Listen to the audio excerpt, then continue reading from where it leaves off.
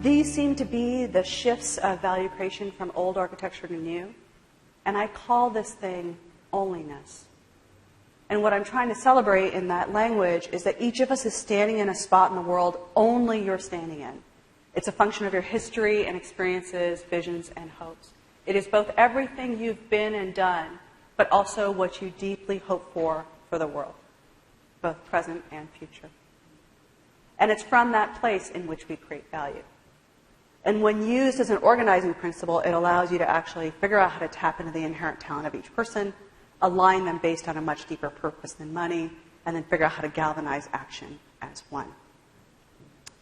Now, I think this is actually the biggest thing that will unleash a set of ideas, because I don't know how many of you have ever been told you're too weird or too wild.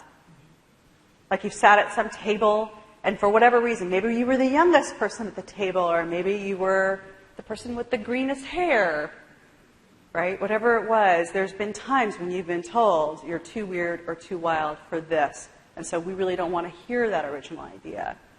I happen to have grown up in tech, and specifically in Silicon Valley.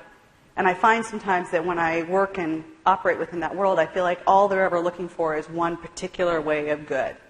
It's as if the only type of cake that could possibly be good is chocolate cake with buttermilk frosting, which, by the way, is really good.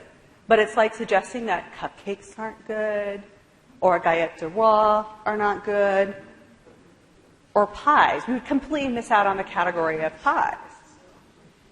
So when I think about tech, just my own experience of tech, I often sit there and think, I think about women get something like 4% of all the venture funding.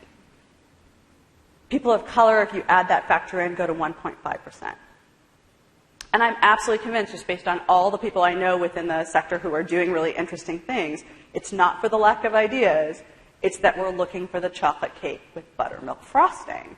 And if it doesn't walk in with chocolate cake and buttermilk frosting packaging, we're going to look at it much like that organization looked at Onlyness and goes like, dude, like that's not what we ordered, right? And so this is, to me, what I think we're missing in terms of an economic engine and prosperity if we're only trying to fit into a particular mold. Now you're all hungry for pie, right? Because I am.